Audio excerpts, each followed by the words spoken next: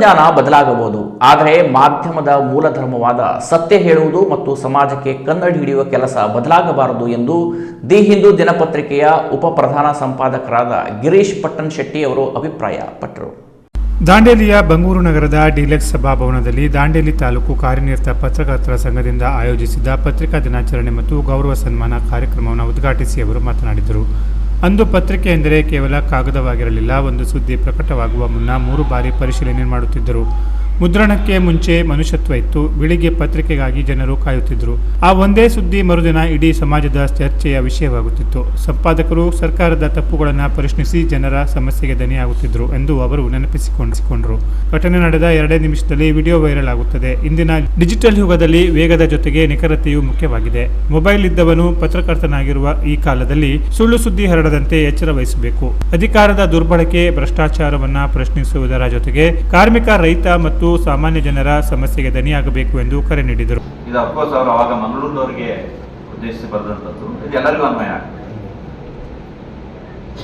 ಮಂಗಳೂರಿನವರು ಮೊದಲಾದ ಈ ದೇಶಸ್ಥರು ಕಥೆಗಳನ್ನು, ವರ್ತಮಾನಗಳನ್ನು ಹೇಳುವುದರಲ್ಲಿಯೂ ಬಹಳ ಇಚ್ಛೆಯುಳ್ಳವರಾಗಿದ್ದಾರೆ.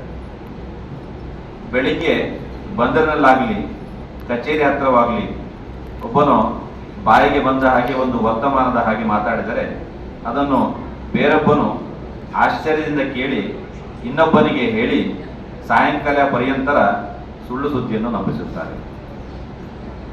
ಕನ್ನಡದ ಮೊದಲ ಪತ್ರಿಕೆಯ ಪೀಠಿಗೆ ಅದಾದ್ಮೇಲೆ ಏನಾಗುತ್ತೆ ಅಂತ ಅವ್ರು ಬರೀತಾರೆ.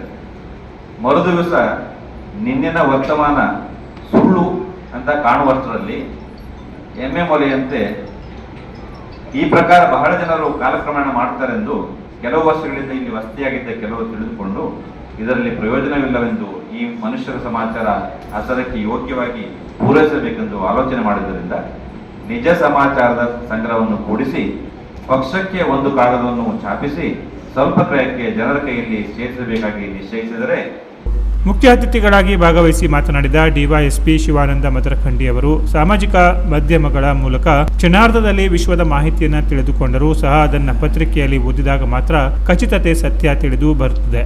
ಸ್ಪರ್ಧಾತ್ಮಕ ಪರೀಕ್ಷೆ ಬರೆಯುವವರು ಪತ್ರಿಕೆ ಓದಿದರೆ ಹೆಚ್ಚು ಜ್ಞಾನವನ್ನು ಸಂಪಾದಿಸಬಹುದು ಎಂದು ಹೇಳಿ ದಾಂಡೇಲಿಯ ಪತ್ರಕರ್ತರ ಸಾಮಾಜಿಕ ಬದ್ಧತೆಯನ್ನು ಶ್ಲಾಘಿಸಿದರು.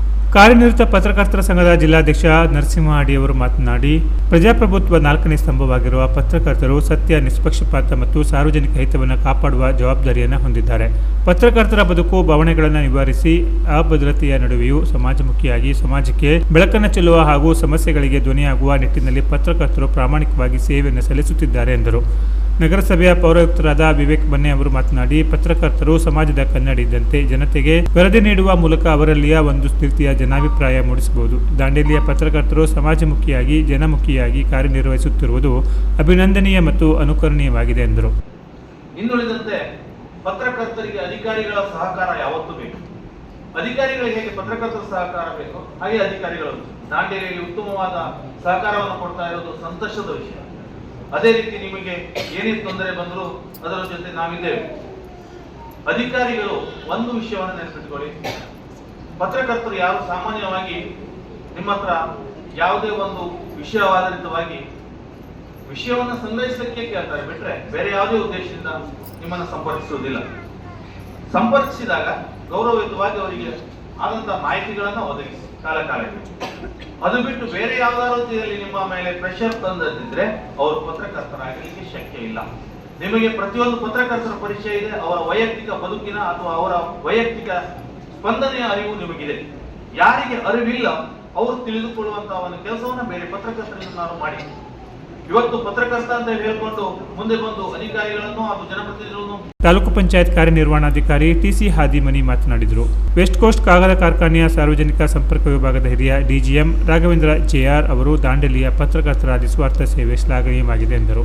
ಕಾರ್ಯಕ್ರಮದ ಅಧ್ಯಕ್ಷತೆಯನ್ನು ವಹಿಸಿದ್ದ ಪತ್ರಕರ್ತರ ಸಂಘದ ಅಧ್ಯಕ್ಷ ಗುರುಶಾಂತ ಜಡೆ ಹಿರೇಮಠ ಅವರು ಲೋಕತಂತ್ರವನ್ನು ಉಳಿಸುವ, ಬೆಳೆಸುವ ಮತ್ತು ಜನರಿಗೆ ಕನ್ನಡಿಯಾಗಿ ನಿಲ್ಲುವ 4ನೇ ಸ್ತಂಭಕ್ಕೆ ಗೌರವ ಸಲ್ಲಿಸುವ ದಿನವೇ ಪತ್ರಿಕಾ ದಿನಾಚರಣೆ. ಪತ್ರಿಕೆ ಅಂದರೆ ಕೇವಲ ಕಾಗದವಲ್ಲ, ಅದು ಜನರ ಧ್ವನಿ. ಅನ್ಯಾಯದ ವಿರುದ್ಧ ಪ್ರಶ್ನಿಸುವ ಶಕ್ತಿ, ಬಡವರ ಸಂಕಟವನ್ನು ಸರ್ಕಾರದವರೆಗೆ ತಲುಪಿಸುವ ಸೇತುವೆ. ಇಂದಿನ ಡಿಜಿಟಲ್ ಯುಗದಲ್ಲಿ ಸುಳ್ಳು ಸುದ್ದಿಗಳ ನಡುವೆ ಸತ್ಯವನ್ನು ಹುಡುಕುವುದು, ಜನರ ಸಮಸ್ಯೆಯನ್ನು ಎತ್ತಿ ಹಿಡಿಯುವುದು ಮತ್ತು ಸಮಾಜಕ್ಕೆ ದಿಕ್ಕು ತೋರಿಸುವುದೇ ಪತ್ರಕರ್ತರ ನಮ್ಮ ಧರ್ಮ ಎಂದರು. ಮುಖ್ಯ ಅತಿಥಿಗಳಾಗಿ ತಹಶೀಲ್ದಾರ್ ಸಲೇಶ್ ಪ್ರಮಾನಂದ, ಸಹಾಯಕ ಅರಣ್ಯ ಸಂರಕ್ಷಣಾಧಿಕಾರಿ ಎಂಎಸ್ ಕಳ್ಳಿಮಠ, ವೆಸ್ಟ್ ಕೋಸ್ಟ್ ಕಾಗದ ಕಾರ್ಖಾನೆ ಸಾರ್ವಜನಿಕ ಸಂಪರ್ಕ ಅಧಿಕಾರಿ ರಾಜೇಶ್ ತಿವಾರಿ, ತಾಲೂಕು ಪತ್ರಕರ್ತರ ಸಂಘದ ಅಧ್ಯಕ್ಷರಾದ ಸಂದೇಶ್ ದೇಸಾಯಿ ಅವರು ಉಪಸ್ಥಿತರಿದ್ದು ಶುಭವನ್ನು ಕೋರಿದರು. ಪತ್ರಿಕಾ ದಿನಾಚರಣೆಯ ಅಂಗವಾಗಿ ಸಮಾಜದ ವಿವಿಧ ಕ್ಷೇತ್ರಗಳಲ್ಲಿ ಮಾದರಿ ಕೆಲಸ ಮಾಡಿದ 3 ಸಾಧಕರನ್ನು ಪ್ರತಿ ವರ್ಷದಂತೆ ಈ ಬಾರಿಯೂ ಗೌರವಿಸಲಾಯಿತು.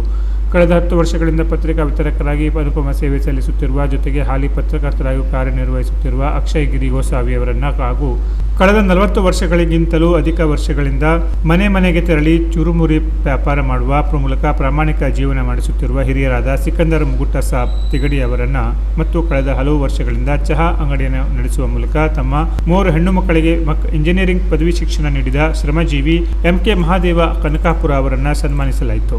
ಮೌಲ್ಯ ಎಸ್ ಜೈನ್ ಮತ್ತು ಮಾನಸ ವಾಸರೆ ಪ್ರಾರ್ಥನೆ ಗೀತೆ ಹಾಡಿದರು. ಪತ್ರಕರ್ತ ಬಿಎನ್ ವಾಸರೆ ಸ್ವಾಗತಿಸಿ ಅತಿಥಿಗಳನ್ನು ಪರಿಚಯಿಸಿ ಪ್ರಾಸ್ತಾವಿಕ ಮಾತನಾಡಿದರು. ಪತ್ರಕರ್ತರ ಸಂಘದ ಕಾರ್ಯದರ್ಶಿ ಪ್ರವೀಣ್ ಕುಮಾರ್ ಸುಲಾಕೆ, ಖಜಾಂಚಿ ರಾಜೇಶ್ ಸಳೇಕರ್ ಹಾಗೂ ಸದಸ್ಯ ಮಂಜುನಾಥ್ ಅಂಬಿಗೇರ ಅವರು ಸನ್ಮಾನಿತರನ್ನು ಪರಿಚಯಿಸಿದರು. ಪತ್ರಕರ್ತರ ಸಂಘದ ಕಾರ್ಯದರ್ಶಿ ಪ್ರವೀಣ್ ಕುಮಾರ್ ಸುಲಾಕೆ ವಂದಿಸಿದರು.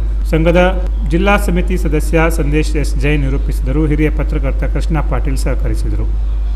Canara plus news, Dandeli.